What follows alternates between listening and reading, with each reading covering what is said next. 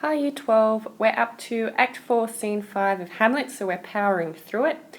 We have just been out on the plane with Hamlet on his way to England, and Hamlet has finally resolved that he needs to follow through all of his thoughts with action, so it's not good enough just to think, he needs to act. So now we've come back to the castle and to what's going on while he's not there. And this scene really focuses on the results of the corruption and the deception, and it's starting to unravel a little bit as a result of what has happened in Act 3. So moving fairly quickly, someone wants to talk to Gertrude. That person is actually a bit crazy. The gentleman says that the person is speaking of their dead father, so that makes it clear to us that the crazy person is Ophelia. And then the only thing that he says of real interest, and I'm just going to use red because I've accidentally used blue inadvertently there. But what's important there is that the gentleman says that people are seeing their own ideas confirmed by Ophelia. So she's actually mad, but when she's rambling on about stuff, they see that what she's saying has messages in it, which is quite ironic, really, because Hamlet wasn't really mad, and everyone basically ignored everything he said, even though everything he said when he was pretending to be mad really related back to the death of his father and was quite sensible. So it's ironic that when Hamlet's trying to have double meaning, no one gets it, but when Ophelia is genuinely mad, everyone dismisses it. Everyone looks into it and sees deeper meanings there. So Horatio interjects there and says, "Whoop, you better let her in, otherwise she might say something that people think is suspicious." And so Gertrude lets her in. And then Gertrude goes on and says that at the moment her soul is sick. So we've got that imagery of disease coming up again. And she says, when she says toy here, she means a small event. So she's saying every time something small happens, it's a foreshadowing of something really nasty happen. So perhaps that's a comment on the structure of the play as a whole.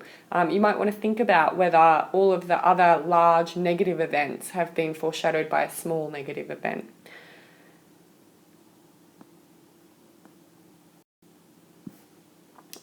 So then Gertrude basically says that she's afraid that she's going to be found out that Hamlet was involved in the death of Polonius, and she's worried that her fear will cause the secret to come out. So that makes it pretty clear to us that Hamlet's part in Polonius's death has been kept a secret up till now. So then Ophelia comes in, she starts singing. So I just want you to think about the impact of having most of Ophelia's lines sung rather than spoken. In terms of her madness, in terms of her characterization, in terms of the structure of the play as a whole. So basically, Ophelia is just singing about a dead lover here and here, but it's quite clear that she's really singing about her father. So perhaps that's got some significance into how she feels about Hamlet and how she feels about her father getting mixed up together because her father's death is Hamlet's fault, and perhaps she's linking the fact that she abandoned her relationship with Hamlet and then her father left her as well.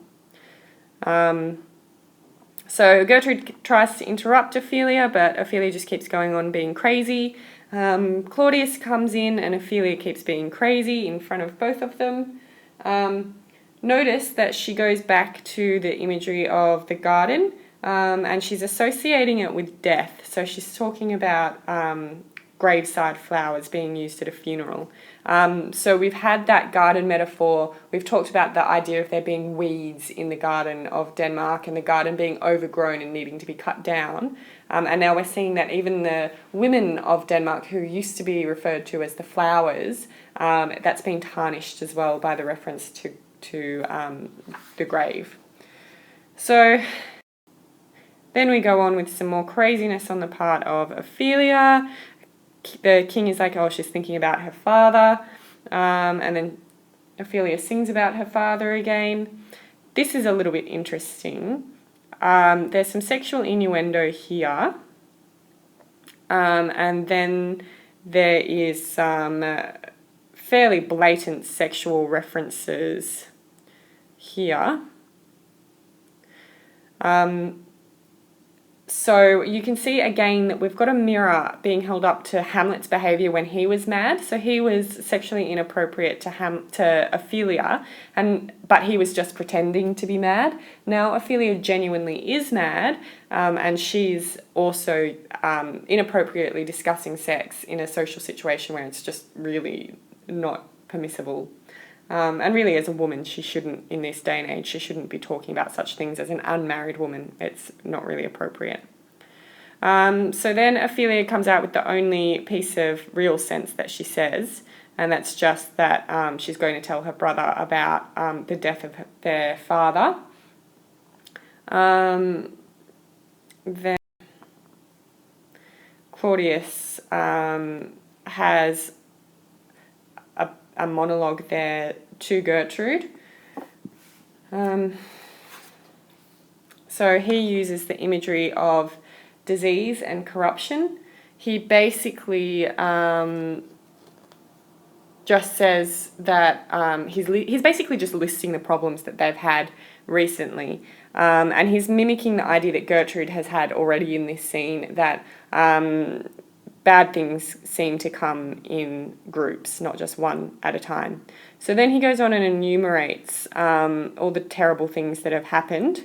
So the terrible things that have happened are that Polonius has died, Hamlet has had to be sent away, Ophelia has gone mad, and it turns out that the people of Denmark are in a state of civil unrest. So again, you can see here the idea that the situation amongst the royal family or the court is a microcosm of Denmark as a whole.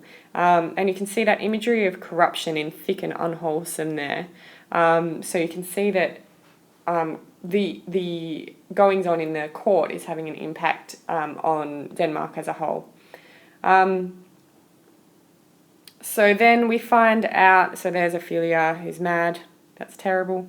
It's quite interesting that he says that Ophelia has been divided from herself and her judgment, her intellect, and without our intellect, we're beasts. So again, it's supporting what Hamlet has just come to the realization that the process of having intellect and reason is what separates us out from beasts, but only if we act on it. If we let it go, then we don't have anything differing us from them.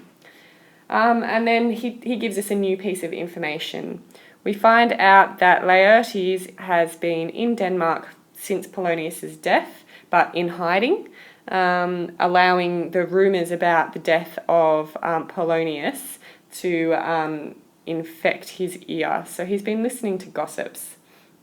So notice that we've got the imagery of disease here, the idea that his ear is being infected, and the speeches are pestilent, they're spreading the disease.